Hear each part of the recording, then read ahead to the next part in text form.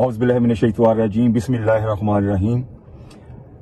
میں آپ کا دوست، آپ کا میزبان، آپ سب سے پیار کرنے والا بولا پردیسی آپ کی خدمت میں حاضر ہوں۔ آج آپ دیکھ رہے ہوں گے کہ میں نے منہ پر ماسک لگایا ہوا ہے۔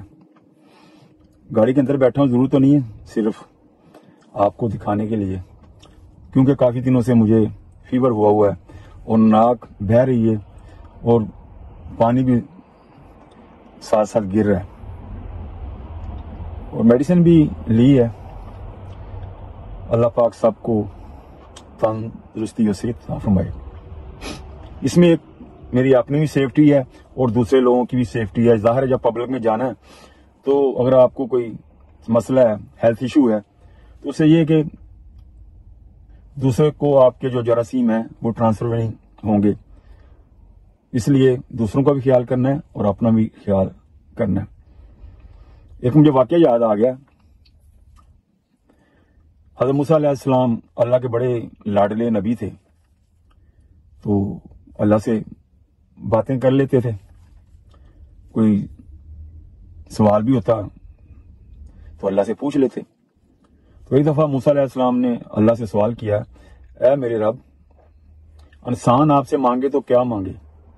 اللہ پاک نے فرمایا، موسیٰ مجھ سے تندرستی مانگے۔ تندرستی میرے دوستو 1000 نعمت ہے۔ تو اللہ پاک آپ سب کو اپنی حفظ و امان میں رکھے، اور جتنے بھی اس دنیا میں بیمار ہیں ان کو تندرستی عطا فرمائے، جو پریشان ہیں اللہ پاک ان کی پریشانی کو دور کرے۔ اور تھوڑا سا ماسک میں اتار لیتا ہوں، گاڑی میں بیٹھا ہوا ہوں، صرف آپ کو بتانا تھا۔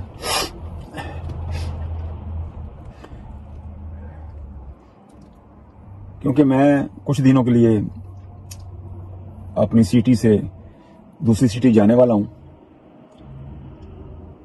کیونکہ ہمارے کینیڈا کے اندر ٹورنٹو میں اجتماع شروع ہو چکا ہے، اور 12 تاریخ سے کیلگری میں بھی اجتماع ہو رہا ہے، اور کل ہماری جو تھی ٹیوزڈے کو، وہ ہمارا گشت کا دن ہوتا ہے۔ ہم مسلمان بھائیوں کی طرف وزٹ کرتے ہیں، ان کی خیریت کا بھی پتہ چلتا ہے اور ان کے حالات کے بارے میں بھی پتہ چلتا ہے۔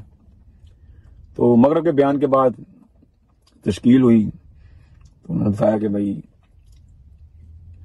ٹورنٹو میں بھی اجتماع ہے، جو ساتھی جانا چاہے تو اس کی ہم ٹکٹ بک کروا دیں گے، اور کیلگری کا بھی ہے۔ تو میں نے بھی کیلگری کا جو ہے نام دے دیا، اور ایک ساتھی کو میں نے کہا کہ چلو بھی گروپ کے اندر میری بھی آپ ٹکٹ بک کروا دیں، جو اس کے ویجز ہوں گے میں آپ کو پے کر دوں گا۔ تو میں 12 تاریخ کو انشاءاللہ کیلگری اجتماع میں شمولیت کے لیے جا رہا ہوں۔ زندگی موت کا پتہ کو نہیں، اگر مجھ سے کوئی زندگی میں اونچ نیچ ہو گئی ہو، کیونکہ انسان ہے، غلطی کا پتلا ہے۔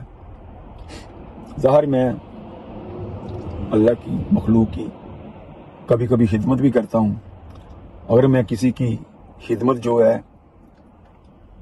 کسی وجہ سے نہیں کر سکا، ظاہر ہے کبھی حالات نیچے ہوتے ہیں، کبھی اوپر ہوتے ہیں، تو میں ان سے جو ہے معذرت چاہتا ہوں۔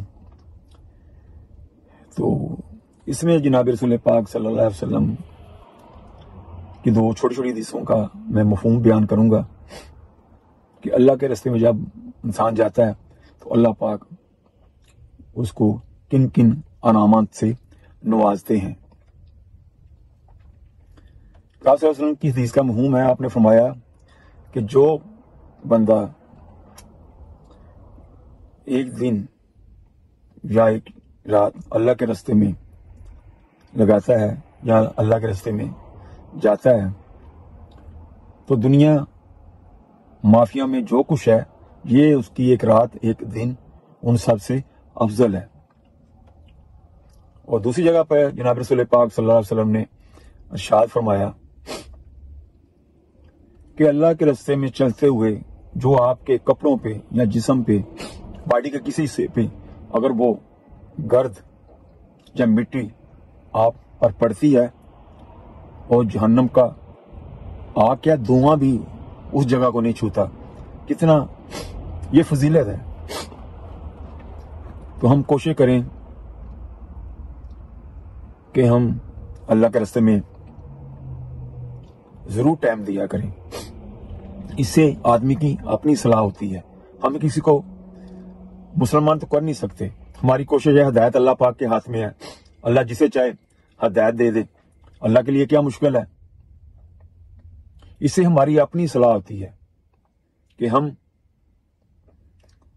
جو اللہ سے دور ہو گئے ہیں، اپنے نبی سے دور ہو گئے ہیں، نماز سے دور ہو گئے ہیں، قرآن سے دور ہو گئے ہیں، ذکر سے دور ہو گئے ہیں، نورانی ماحول میں رہیں گے تو ہمارا امان کا لیول جو ہے وہ بڑھے گا. اپنے بزرگوں کا ادب کریں، علماء حضرات کا احترام کریں اور بچوں سے پیار کریں اور اپنے اندر صبر پیدا کریں. جس حالات میں بھی ہوں اللہ کا شکر ادا کریں. جو انسان اپنے اللہ کا شکر ادا کرتا ہے، اللہ پاک اس کی نعمتوں کو بڑھاتے ہیں. اور اپنی زبان سے میٹھا بول بولیں، کڑوا بول نہ بولیں. میٹھا بول بولیں گے لوگ آپ کے ساتھ جڑتے چلے جائیں گے، اور کڑوا بول بولیں گے تو لوگ آپ سے نفرت کریں گے. ایک گاڑی کے پیچھے لکھا ہوا تھا کہ دل برائے فروخت، دل برائے فروخت، اور قیمت ایک میٹھا بول. آپ ایک میٹھا بول بول کر کسی کا دل جیت سکتے ہیں، اور ایک کڑوا بول بول کر اس کے دل کو زخمی کر جاتے ہیں. اپنے غصے کو قابو میں رکھیں. غصے پہ مجھے ایک حدیث یاد آ گئی. مفہوم بیان کر رہا ہوں، میں کوئی عالم حافظ نہیں ہوں، میرے پر کوئی فتویٰ نہ لگا دینا. جناب رسول پاک صلی اللہ علیہ وسلم کو ایک شخص نے سوال کیا، یا رسول اللہ صلی اللہ علیہ وسلم، سب سے طاقتور انسان کون ہے؟